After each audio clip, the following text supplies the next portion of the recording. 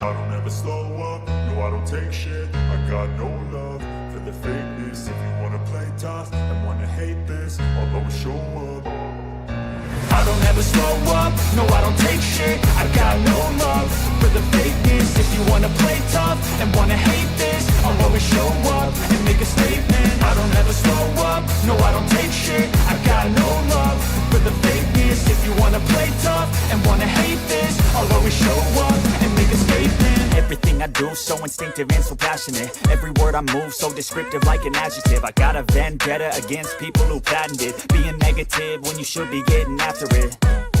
I got facts over tracks, this and that. Spitting slow, spitting fast, I could roast, I could gas. Think I'm okay at last, but I don't know if that can erase all the past. And the pettiness, a reflection of the emptiness. Hilarious, you think you're worth my time, you're delirious. Mysterious, because you hide behind a fake exterior. Inferior, you know I'll always be a bit superior. Get off of me, this ain't no humble brag. I want you to hear words, you can say them back. I want you to feel free from the chains at last, and to believe in what you got, it was built to last, yeah. Now that I've been put through hell, I never got anyone's help. I had to do it all myself.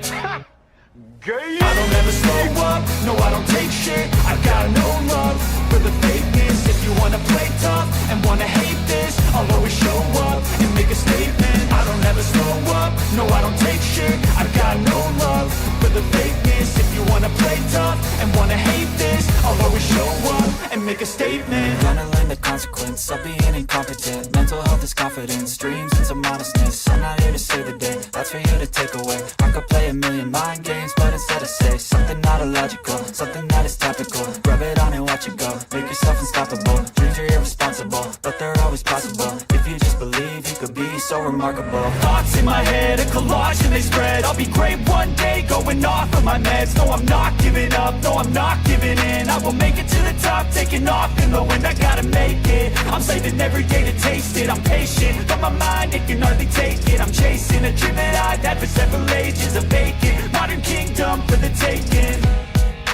Now that I've been put through hell, I never got anyone's help. I had to do it all myself. I don't ever slow up, no I don't take shit. I got no love for the fakeness. If you wanna play tough and wanna hate this, I'll always show up and make a statement. I don't ever slow up, no I don't take shit. I got no love for the fakeness. If you wanna play tough and wanna hate this, I'll always show up and make a statement. I don't ever slow up, no I don't take shit. I got no love for the fakeness. If you wanna play tough and wanna hate this, I'll always show up.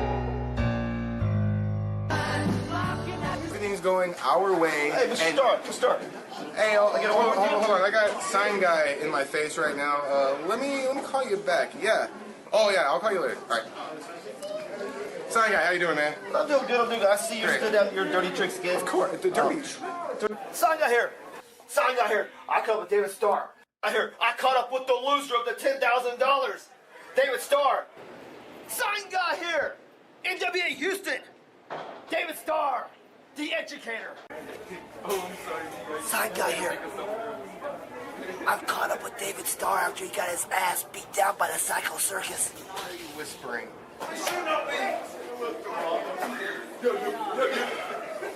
Okay, dog? You like people lost? Cause I don't give a fuck what you say. Yeah, I'ma do shit my way. So you can go kick rocks, I'ma stack bricks up, build what I want to make. Yo, I got a lot of shit to say, so I'ma do this every day. I'll be writing things until I'm fucking buried in my grave. 6 feet deep under, but my body won't decay. Cause my messages are timeless, so they'll put them on display. Oh yeah, I rap with a certainty, I have a sense of urgency, a message.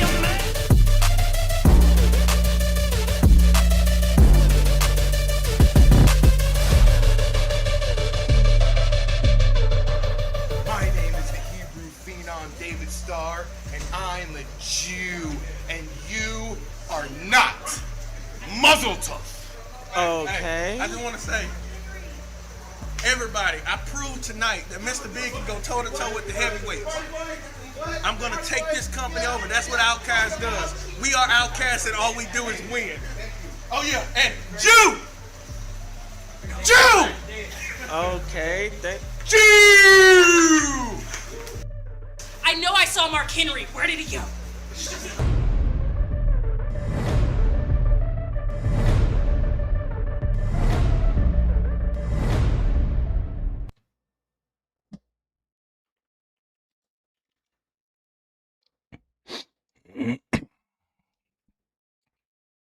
Hey, what's up? How you doing? Like my shirt? Oh shit! Can everybody hear me? Okay, you ready? Welcome to the show, everybody. This is the history of America, and I thought, what better way to start it? That was Athena. You know her actual name. That's awesome. That was Ember Moon. That's somebody I've had lots of, never been in the ring with, but been on lots of shows with. Just an old friend. So, guys, welcome to the calm.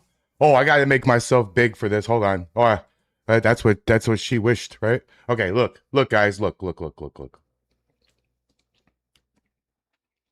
You see what it says right there? You see that?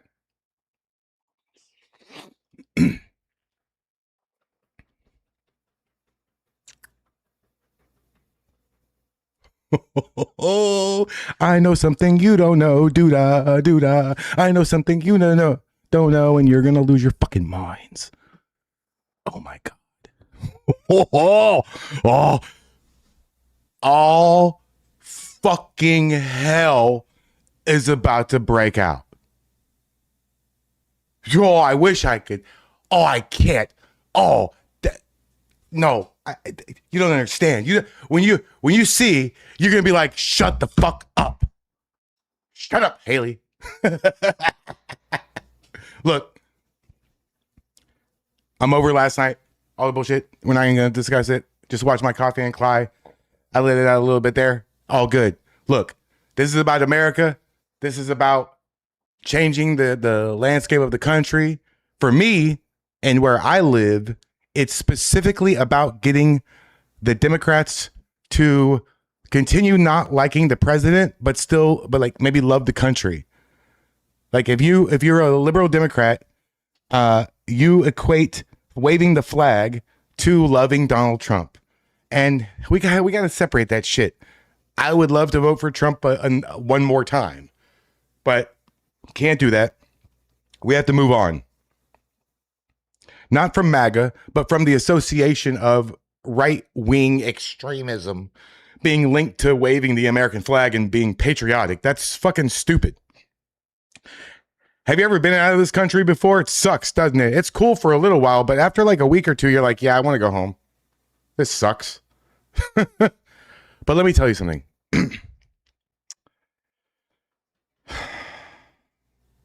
Tonight, today, whatever, this situation that's going to unfold here in a few minutes, a little while from now, it's so absolutely 1 billion% going to live up to the hype that I'm giving it right now.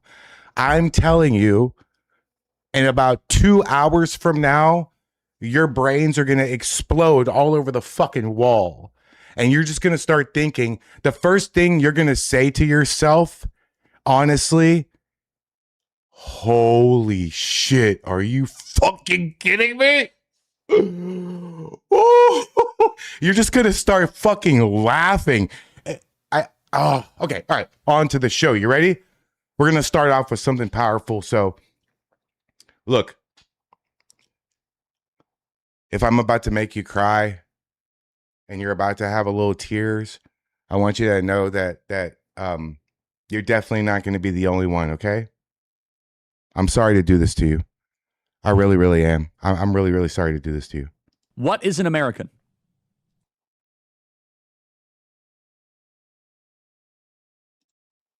I forgot to make myself small. I know.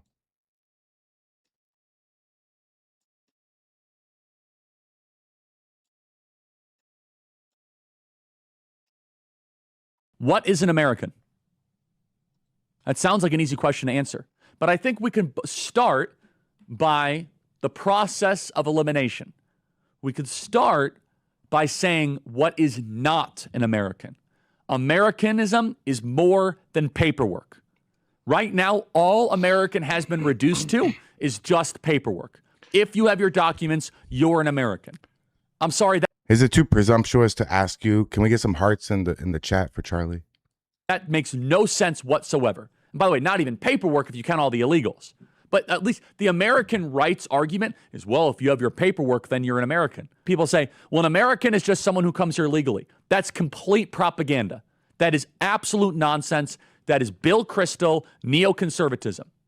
When you come to America, you should literally leave your country behind, so you need to become an American.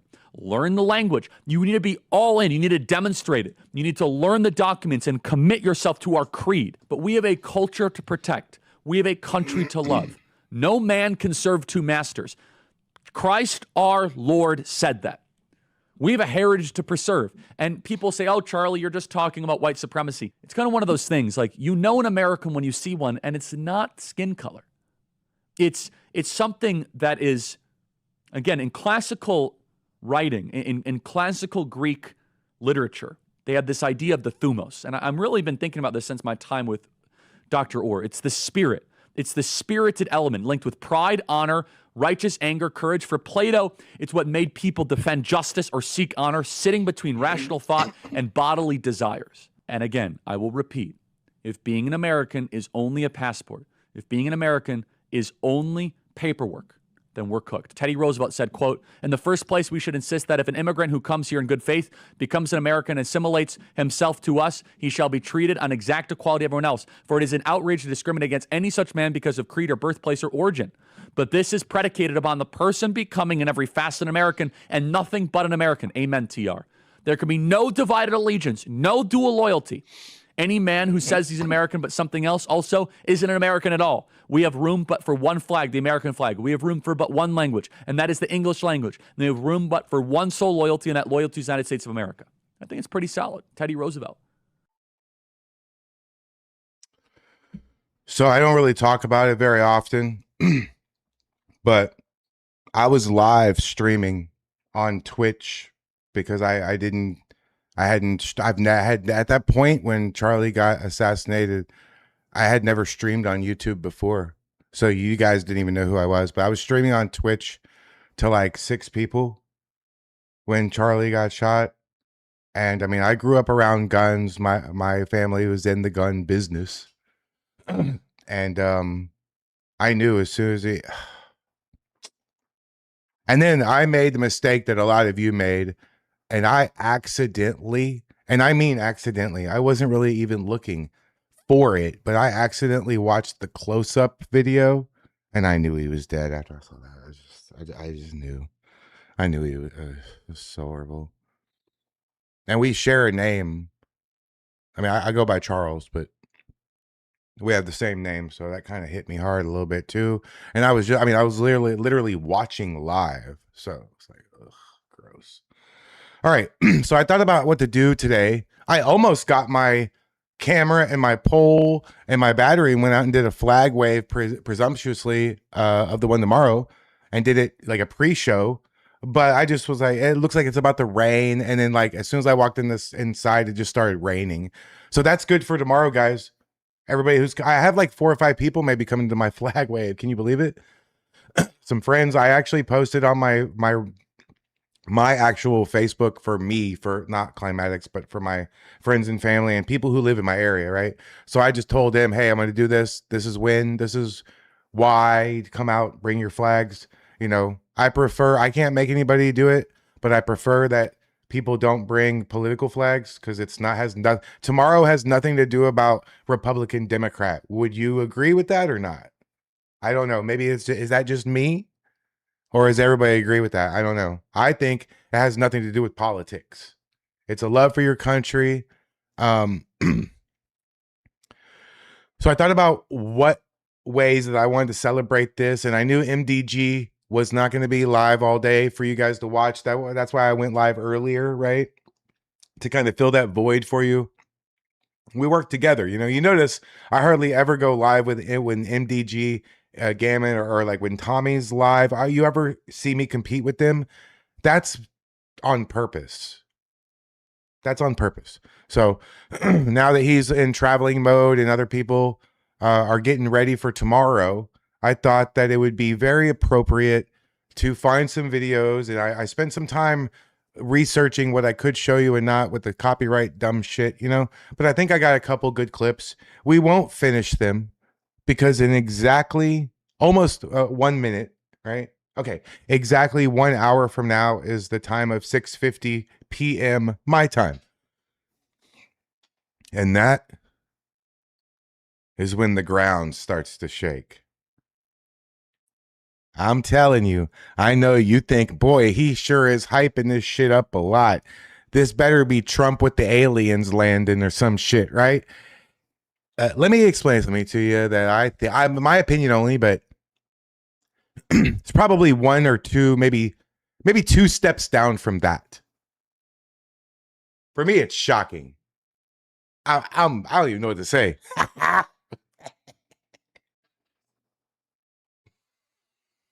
So in the meantime, allow me to entertain you with the story of America. On the 4th of July 2026, the United States will have celebrated its 250th anniversary as an independent nation. Although the year 1776 marks its official birth, the history of the land that America was born from, in fact, dates back much further. Over centuries and millennia, from the arrival of the first indigenous peoples to the landing of the Pilgrim Fathers, conflict, colonization, and struggle had to first unfold before the idea that would define America to this day would even be conceived. That anyone, from anywhere, could arrive on its shores, cast off the tyranny or poverty they left behind, and claim for themselves life, liberty, and the pursuit of happiness as an American. So how did this nation transform from a myriad of indigenous tribes scattered across the continent, undergo colonization, settlement, revolution, civil war, expansion, and disaster, to become the world's preeminent superpower?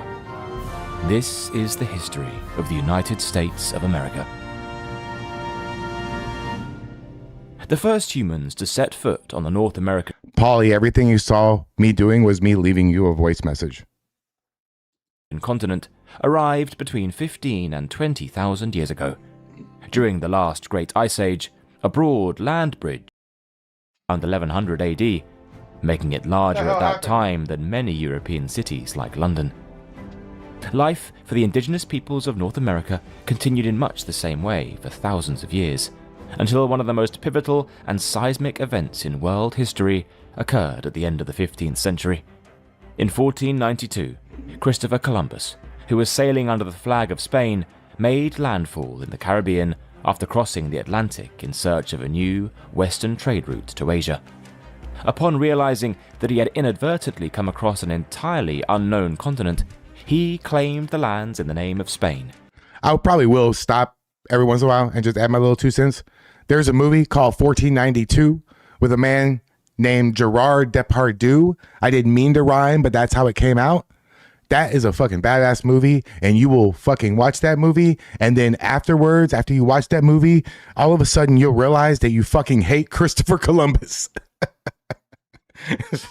Watch that movie. It's literally just called 1492. The numbers, 1492. And set in motion a series of events that would lead to the wider European discovery and colonization of the Americas. Steelers girl, what's up? Within a decade, waves of Spanish conquistadors had established themselves across the Caribbean islands and had begun pushing outward in every direction. The first European to set foot on what is now the United States did so in 1513, when Juan Ponce de Leon sailed north from Puerto Rico to reach the coast of Florida before Wait. Does anybody know who America is named after? Who actually, like, because Columbus didn't exactly discover the mainland, right? The guy's name was Amerigo Vespucci. And I know that because when I was a kid, I thought the name Vespucci was fucking hilarious. So I used to walk around my house going, Vespucci, Vespucci, Vespucci. I kicked you in the Vespucci, you know what I'm saying? Trading ashore to claim the land for the Spanish crown. Further exploratory expeditions followed after the Spanish had conquered what is now Mexico and Central America. In 1539, Hernando de Soto led an expedition to Florida, which then marched northward and westward over the following 4 years across what is now Georgia, the Carolinas, Tennessee, and Alabama. He became the first European to cross the Mississippi River, pushing as far west as present-day Arkansas, before he turned back and died on the banks of the Mississippi in 1542. At the same time, Francisco Vázquez de Coronado launched an overland expedition from Mexico, exploring much of what is now Arizona, New Mexico, and even as far as Kansas. Spain would go on to establish the first permanent European settlement on the continental United States at St. Augustine in Florida, which was founded in 1565, and with it, planted the Spanish language deep into American soil, making it the oldest European language ever spoken on the continent. But if you've ever wanted to learn Spanish, well, it's now easier than ever, thanks to apps like Babbel, the sponsor of this video. Babbel is one of the top language learning apps in the world, built by 650 plus real language experts to get you having real conversations, not textbook ones. Lessons are designed around practical, everyday situations like travel, relationships, and business, the kind of conversations that actually matter. And researchers at Yale and Michigan State University have shown it can get you speaking a new language in just 3 weeks. Whether you're learning on the go via the app on your phone, or sitting down at your desktop, Babbel fits around your life. We've been practicing a few Spanish phrases ourselves.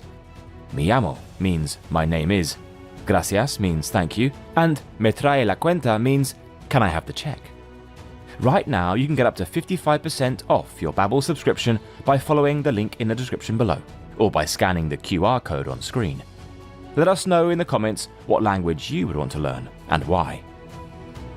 The remaining years of the 16th century, however, saw Spain's colonization efforts focus predominantly on the resource-rich areas of Mexico and Peru, leaving much of the sprawling North American landmass open to being claimed by other European powers. French explorers had begun to explore parts of Florida and South Carolina in the 1560s, resulting in 2 short-lived fortifications being constructed there. But as they had already reached and charted the St. Lawrence River in what is now Canada during the mid-1530s, they focused on establishing themselves there instead. It therefore fell to the English to lay the foundations of colonial empire along the eastern seaboard, which, over the course of history, would transform and evolve into what is now the United States. Their first attempt at establishing a colony in the Americas came with the settlement on Roanoke Island, off the coast of present-day North Carolina, in the year 1585. It would, however, prove to be a disaster, as the settlement failed repeatedly despite being resupplied, and the colonists themselves mysteriously vanished without explanation by 1590, leaving behind only the word Croatoan carved onto the settlement's wooden palisade. Efforts only resumed in the 17th century when 2 more English colonies were founded in 1607. The Popham colony, in what is now Maine, quickly failed within a year, and the other, established at Jamestown in Virginia, very nearly repeated the same disastrous fate. Disease and starvation killed many of the early colonists of Jamestown, and the settlement only survived in part due to the leadership of men like Captain John Smith, who negotiated and traded with the local Powhatan Confederacy for food. Their relations were often tense and sometimes violent. What ultimately saved Jamestown, however, was the tobacco plant.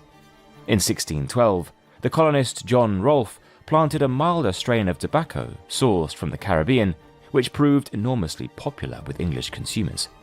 Within a decade, the Virginia colonists were shipping tens of thousands of pounds of it back to England every year, generating profits that attracted new investment, new settlers, and the overall expansion of the colony.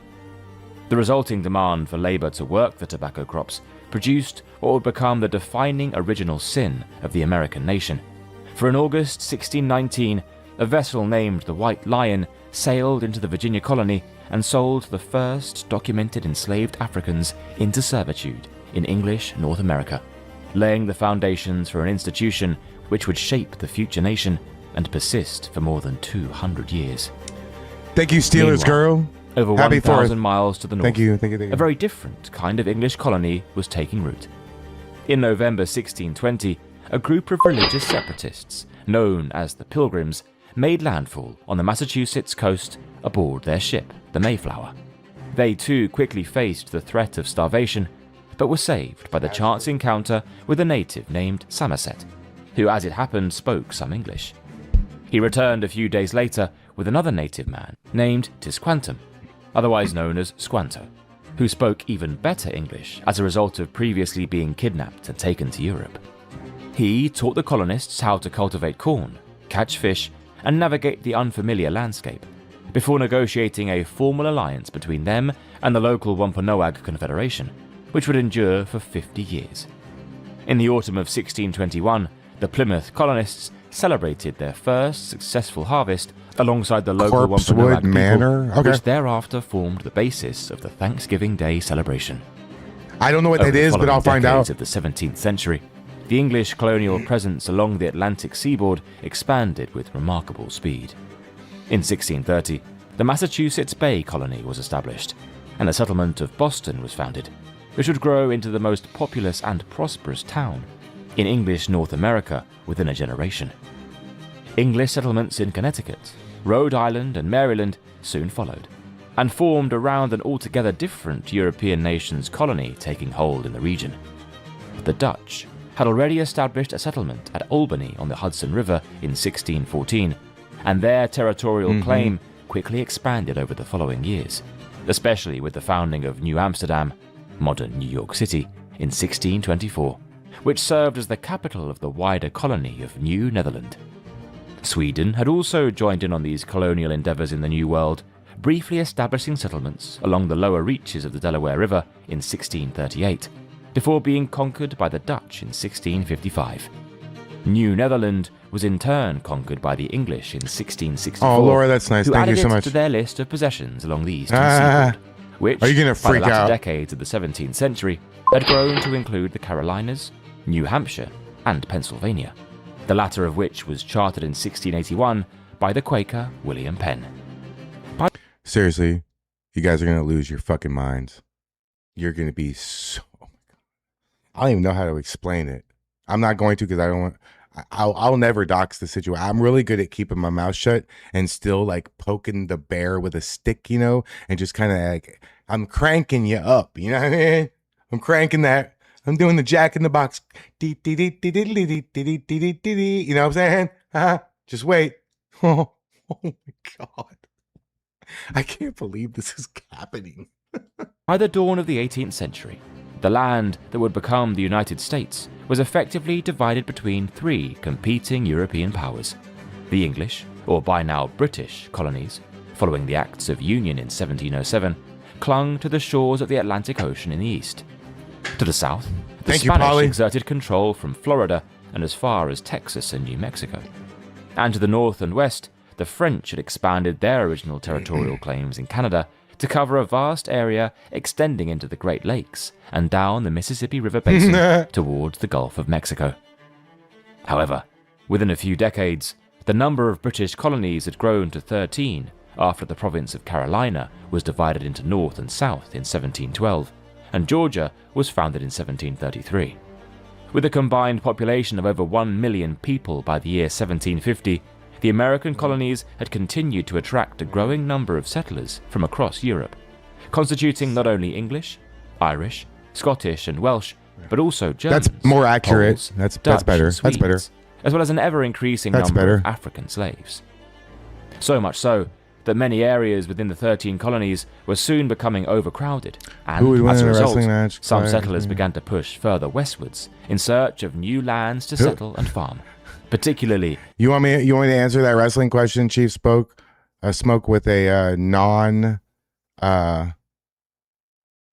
like a non-fan answer. I'm gonna answer. I fucked up. Whoever the guy paying the bills decides he wants to win that night. That's the answer. in the fertile Ohio River Valley. However, parts of this region had already been claimed by the neighboring colony of New France. But as there was no clearly defined boundary of where one territory ended and another began, tensions and disputes over land were sure to follow. In May 1754, a young Virginia militia officer named George Washington led a small British colonial force into the Ohio Valley to assert their claims over the disputed area and chase off any interloping French presence. The resulting Battle of Jumonville Glen saw Washington's men ambush and kill a number of French-Canadian troops. But this quickly triggered a colonial conflict being fought across British and French North America. Known to history as the French and Indian War, this rapidly escalated into a wider global conflict amongst the great European powers of the age and their respective overseas colonies. Well, hey, everybody. I guess I'm getting rated Angry Oregonian. Oh, shit. One good turn deserves another, I guess. Hey, everybody coming in. We're doing the history of America. We're just watching a couple patriotic videos. It's like a watch party. Everything will be chilling. We're chilling out. No content yet, but there will be at some point. I'm sure somebody's going to do something tonight. Or tomorrow definitely is going to be all day long, you know? So just, grab your, tablet or screen or whatever. If you're going to a bar, just throw, the streams for tomorrow and all that shit. Throw it up.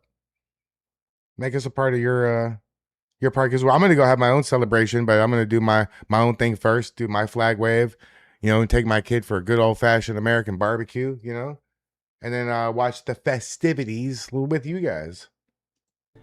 Most of the fighting in North America initially focused on the disputed Angry Oregonian. between the 13 colonies and New France. Thank you, bro. But as the war progressed, the British mounted a successful military campaign into French Canada and effectively seized the entire territory, extinguishing France's colonial presence on the continent by the war's end in 1763. However, the defense of the 13 colonies had left the British Crown with an enormous war debt, and so devised a solution for the American colonies to financially contribute to their own defense through taxation. A seemingly plausible and reasonable idea to those in London, but one which was received with constitutional outrage by those in Philadelphia, Williamsburg, and Boston. Over the following decade, a series of deeply unpopular taxes were levied on the 13 colonies, which they were unable to democratically resist, owing to no American colonists being represented in the British Parliament. The resulting calls of no taxation without I don't think so, 420. were accompanied I don't by think riots, boycotts, and political violence, particularly in the colony of Massachusetts, which prompted the British to send troops to Boston in 1768 to maintain law and order. Their presence, however, only heightened tensions further.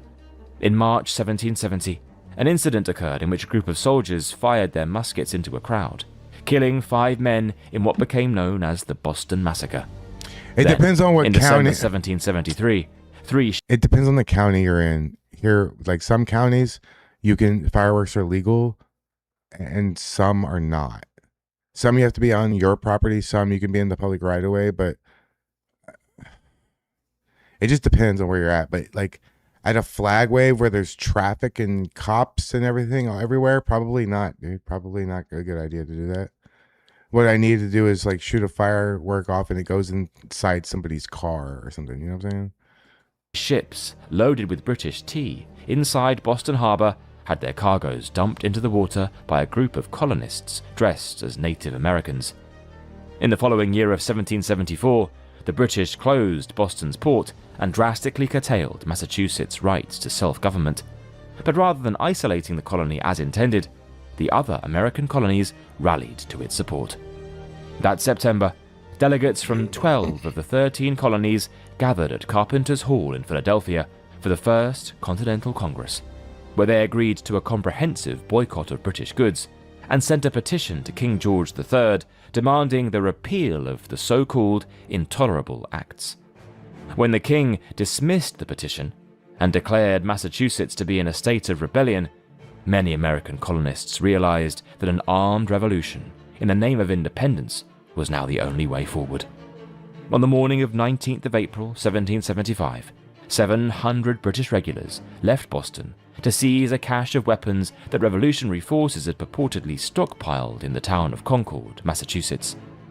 However, whilst marching through the village of Lexington, their path was blocked by a line of armed colonial militia. Jennifer's right. The resulting standoff was only broken when somebody fired first. Yep. The proverbial shot heard round the world marked the opening of the American War of Independence. Angry Oregonian, thank you so much. Hey guys, American how you doing? Revolutionary forces, known as Patriots, had converged on We're learning about America.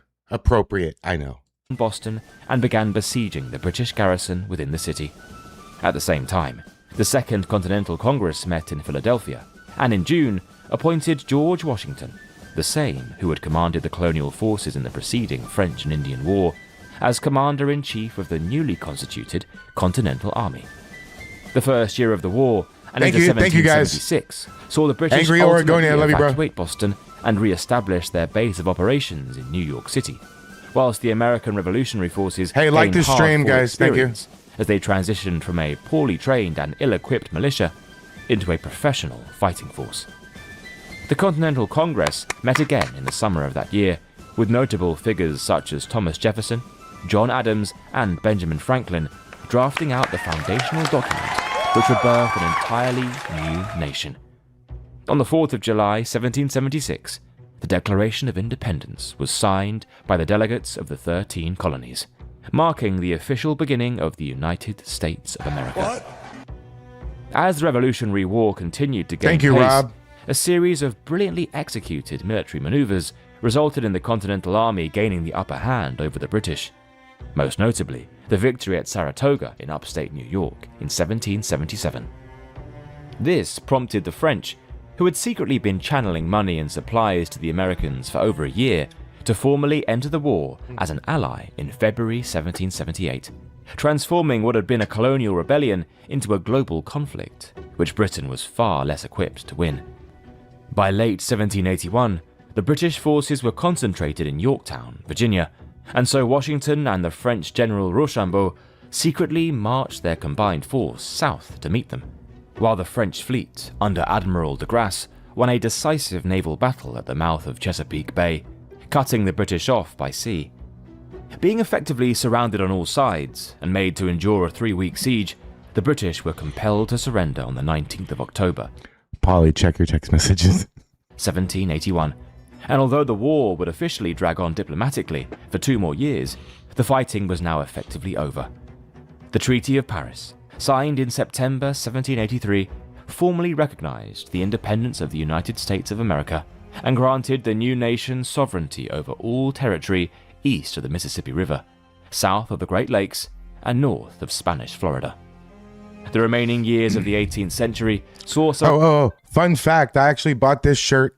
Usually I would buy stuff like on Amazon, right? But I actually bought this specific shirt at a Houston, Texas gun show. My 1776 shirt that I'm going to probably wear tomorrow, I got that shirt at a gun show too. Gun shows are actually a really good place to buy like Trump stuff and Americana stuff. They have like whole tables of Trump hats.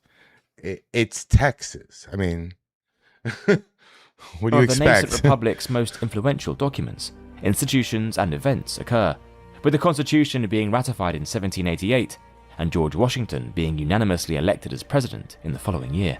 No, with they're the not, new Joe. federal government assembling first in New York City, before moving to Philadelphia, and then, in 1800, to the new purpose-built capital of Washington. With the dawn of the 19th century, the United States stood as a fragile, contested, and rapidly expanding entity. It had largely inherited the territorial domains of the original 13 colonies, stretching as far as the eastern bank of the Mississippi River, but settler demand to push even further westwards had already begun to manifest. Now, very important here. You have to pay attention. You have to kind of read between the lines. You know what I mean?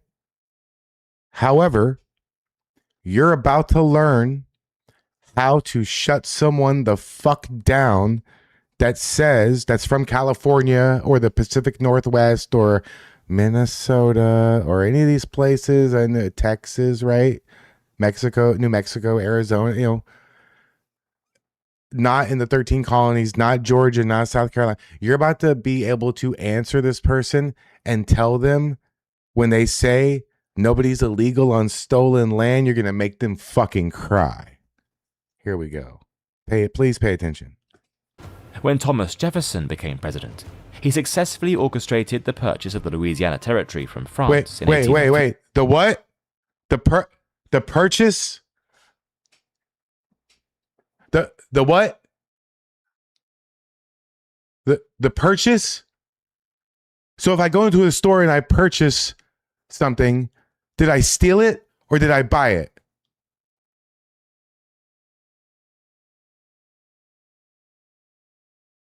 I'm just saying. 3. thereby expanding the borders of the country westward to the Rocky Mountains.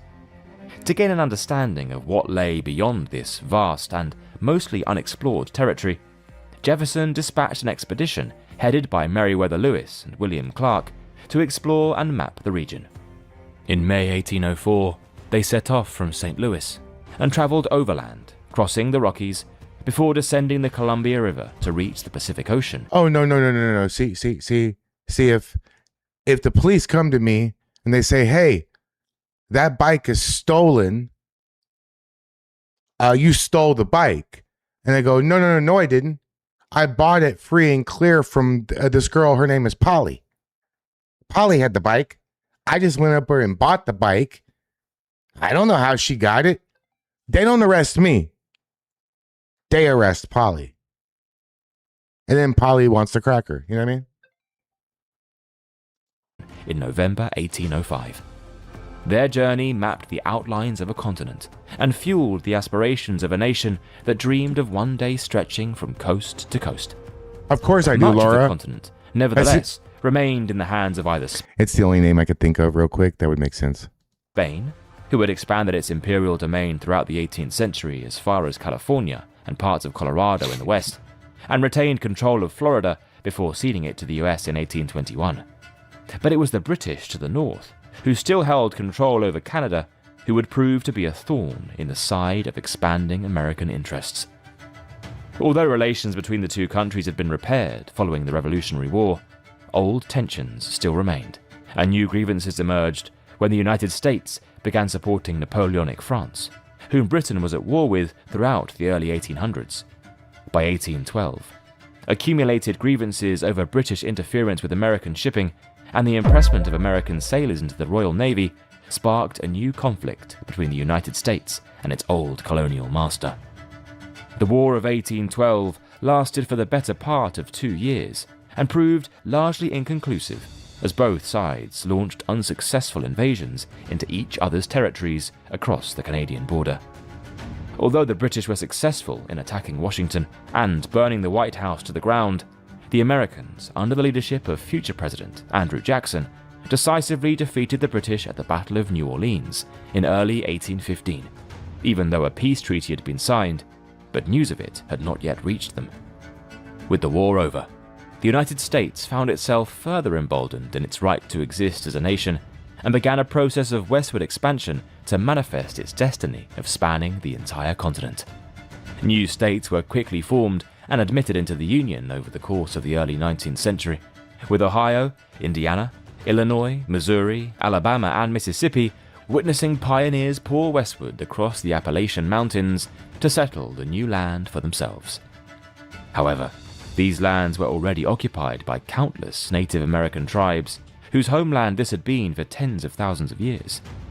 Under President Andrew Jackson, the Indian Removal Act of 1830 was introduced, which authorized the federal government to negotiate treaties with the native tribes, most of which were done coercively and fraudulently, which traded their tribal homelands east of the Mississippi for equivalent territory to the west. Within a decade, the Cherokee, Choctaw, Creek, Chickasaw, and Seminole had been forcibly expelled from their ancestral lands and force-marched to designated Indian territory in present-day Oklahoma, with thousands dying from disease, exposure, and starvation along the way. The land which they left behind became the center of the cotton-growing region of the Deep South, which by the 1830s and 1840s had become the engine of the entire American economy.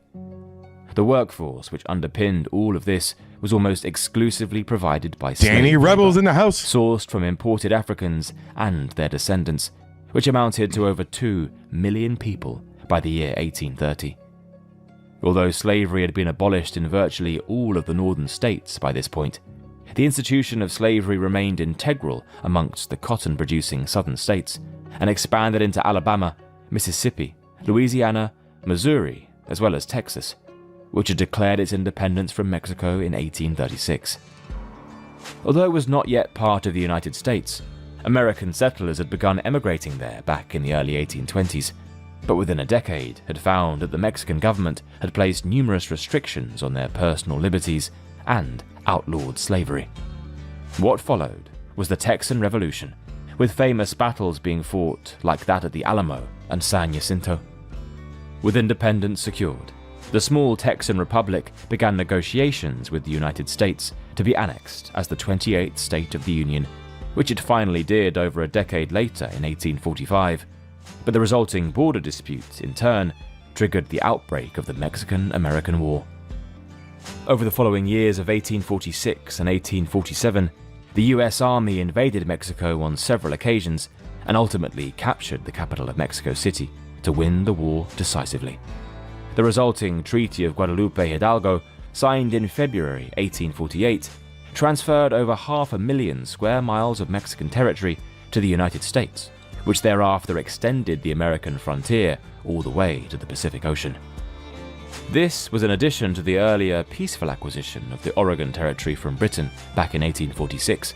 However, just as the Mexican-American War was drawing to a close in January 1848, gold was discovered in the foothills of the Sierra Nevada mountains.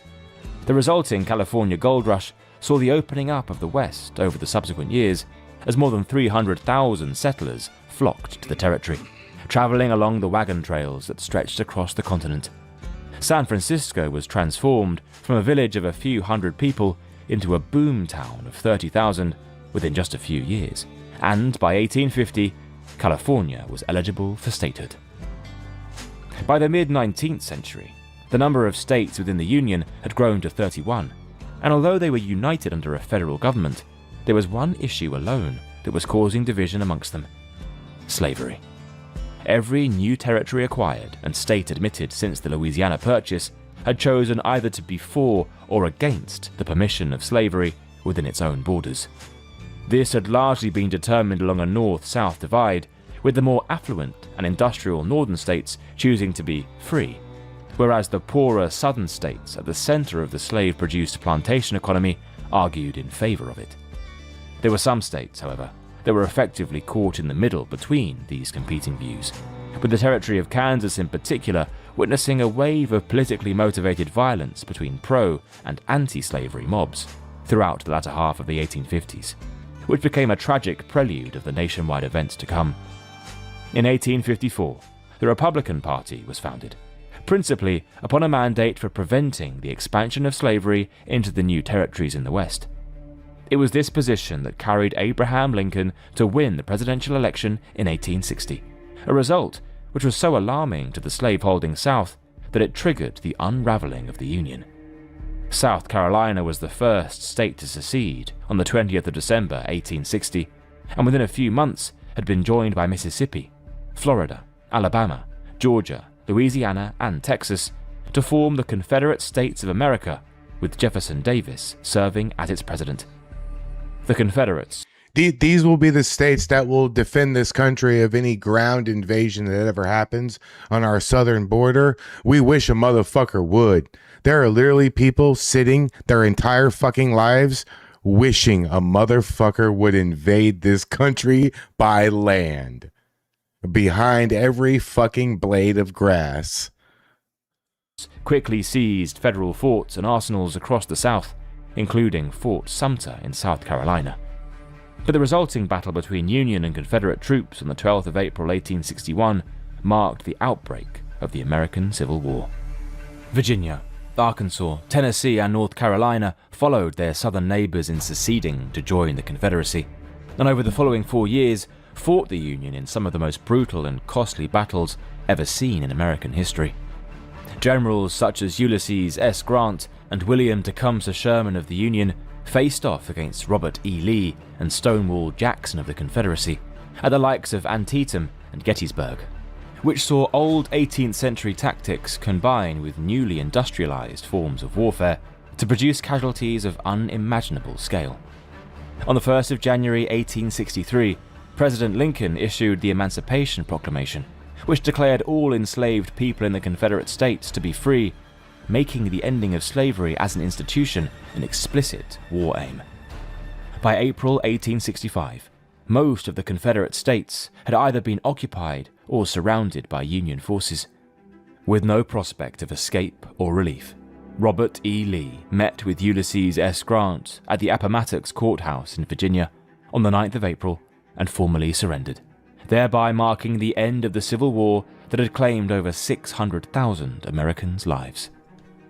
The victory celebrations, however, were short-lived, for just 5 days later, on the evening of the 14th of April, Abraham Lincoln was shot by the Confederate sympathizer John Wilkes Booth while watching a theater performance and died the following morning, becoming the first American president to be assassinated. Despite the loss of Lincoln, the country began a process of reconstructing and reintegrating the war-ravaged southern states, notably by passing the 13th Amendment in December 1865, which formally abolished slavery throughout the United States. Further amendments followed, which enfranchised African Americans with the right to vote and hold public office, with Hiram R. Revels becoming the first black senator to sit in the US Congress. But there nevertheless remained a deep racial bias in the southern states in the post-war years. The Ku Klux Klan emerged in 1865, headed by former Confederate General Nathan Bedford Forrest, to orchestrate a campaign of terror against African Americans and their white allies across the South, and after the withdrawal of federal troops from former Confederate areas in 1876, the southern states moved rapidly to construct a system of racial segregation through new laws, poll taxes, literacy tests, and outright violence that became known as the Jim Crow laws, which would remain enforced in the South for the better part of a century. Meanwhile, far to the northwest of the continent, the United States was in the process of acquiring what would become its largest state. During the previous century, the territory of Alaska had not been colonized by Britain, France, or Spain, but Russia. However, its harsh environment and remote location had attracted few settlers, and by the 1860s, it was viewed as more of a liability than an asset to the Russian Empire. Knowing this, the US Secretary of State, William Seward, entered into negotiations with the Russians and purchased the entirety of Alaska in 1867 for $7.2 million, approximately $150 million in today's money. A spirit of progress gripped the United States in the years following the Civil War, as it began industrializing and developing at a remarkable speed. Much of this was owed to the completion of the first transcontinental railroad in May 1869, which connected the Atlantic and Pacific coasts by rail, collapsing journey times that would have taken months to just a few days. New towns sprouted along the rail lines almost overnight, allowing for more new settlers, known as homesteaders, from the eastern states and Europe to flood onto the Great Plains, transforming it into sprawling acres of productive farmland. But the area to the west of the Mississippi was still home to a myriad of Native American tribes who viewed the ever-increasing number of settlers encroaching onto their ancestral land as a direct threat to their ancient way of life. Throughout the latter half of the 19th century, the rapid expansion, settlement, and often lawless development of the American frontier made conflict between natives and settlers an inevitability. The United States Army conducted a decades-long campaign to pacify and forcibly remove the tribes of the Great Plains and Southwest, with hundreds of engagements being fought across the region. Tribes like the Apache, led by Geronimo, and the Sioux, led by Sitting Bull, offered fierce resistance, with the latter fighting in the most notable battle of the period at the Little Bighorn in June 1876, in which Lakota and Cheyenne warriors annihilated the U.S. 7th Cavalry Regiment under Lieutenant Colonel George Armstrong Custer. It would take another 20 years for the United States to bring the West under full federal control, but some skirmishes with natives continued well into the early 20th century. The American frontier was also witnessing the emergence of another iconic figure in its history during this time, the cowboy. As cattle became the staple livestock of the Great Plains, cowboys were employed to drive the cattle from the grazing fields to new market towns like Dodge City, Cheyenne, and Amarillo. The sporadic and isolated nature of these new boom towns made law and order difficult to enforce, and consequently, the region as a whole suffered greatly at the hands of outlaw gangs and bandits, some of the most infamous being the James Younger Gang, Billy the Kid, as well as Butch Cassidy and the Sundance Kid, who engaged in everything from dueling and cattle rustling to robbing stagecoaches, banks, and trains. By the dawn of the 20th century, the wild nature of the American frontier had largely been tamed, with the number of states in the Union growing to 47 and the only unincorporated territories remaining being Oklahoma, New Mexico, Arizona, Alaska, and Hawaii, which had recently been annexed as part of a military coup in 1898. The US also gained control over the Philippines, Puerto Rico, and occupied Cuba that same year following their victory in the Spanish-American War. The country as a whole was transforming from a predominantly agricultural society into the world's largest industrial economy, driven principally by the exploitation of its abundant natural resources. Coal, iron ore, oil, copper, silver, and gold were extracted out of the ground to fuel the fires of industry and generate unprecedented wealth for business tycoons like Andrew Carnegie, John D. Rockefeller, and J.P. Morgan. America's cities also began to grow at an astonishing rate during this time. Chicago, St. Louis, and above all New York City were transformed by a frenzied building of skyscrapers, but they were also undergoing a broader societal change as millions of new immigrants, mostly from Southern and Eastern Europe, arrived on their streets to start new lives. The efforts which the nation had exerted upon itself to become a major economic and imperial power within such a short space of time resulted in a protectionist attitude from global instability, especially in the lead up to the First World War. Consequently, when war did break out in 1914, President Woodrow Wilson initially declared neutrality, but Germany's targeting of merchant ships traveling between the US and Britain, such as RMS Lusitania, which was sunk in 1915 with the loss of 1,198 people, including 128 Americans, created mounting public pressure for America to enter the war. The deciding factor came in 1917 when the so-called Zimmermann telegram revealed that Germany was planning to offer Mexico a military alliance with the prospect of recovering Texas, New Mexico, and Arizona from the United States. War was declared in April of that year, and American forces soon began deploying on the Western Front. The US Army provided the much-needed manpower for the beleaguered Allies in repelling the German offensives of 1918, albeit at a cost of over 116,000 American casualties. When the war came to an end that November, President Wilson subsequently traveled to Paris to deliver his 14 points as part of the peace conference, and above all, called for a League of Nations to resolve future conflicts without recourse to war. Ironically, however, the US Senate refused to ratify American membership to the League, fearing it would become entangled in future European affairs. Over the following decades of the interwar years, the United States returned to a policy of isolationism. This first produced a period of tremendous domestic prosperity during the 1920s. Although much of this period was characterized by prohibition, which created an enormous illicit market for alcohol that was headed by mafia crime lords such as Al Capone, that supplied drink to millions of Americans who refused to stop consuming it. Beneath this, the legitimate economy was booming. Henry Ford's assembly line made mass-produced cars easily obtainable for ordinary Americans, and entertainment in the form of radio, Hollywood movies, and jazz music created the nation's first popular culture movements. However, as America's wealth ballooned, so did greed. What up?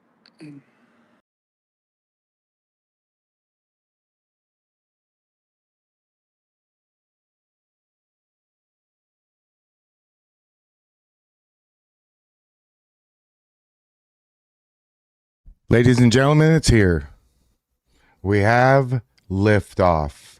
We are raiding right now. Sorry it didn't go so long, but we are going to raid right now. Have no fear. America is here. You know what I mean? And it's not listed. Why can't I choose yours? There we go. Here we go.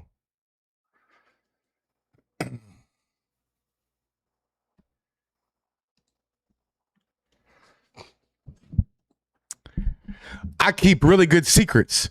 Holy shit, you're about to lose your fucking mind. Hell yeah. You're going to be so excited as I've been excited for like this whole day and part of yesterday. I'm so happy. This weekend is going to be amazing. Please watch all the streams this evening. Watch my flag wave tomorrow at 11 a.m. Central Standard Time and tune in for the rest of the festivities tomorrow night. Will you please make Tommy aware that I rated him? Please. Thanks for watching. Have a good night. Enjoy the surprise. Let's fucking go. We're back, baby. Polly knows what's going to happen. And Polly, I told my mom, and my mom, her answer to what I told her was very simply, holy fuck. Hey, thanks for watching. Like and subscribe. Peace. Tell him. He needs to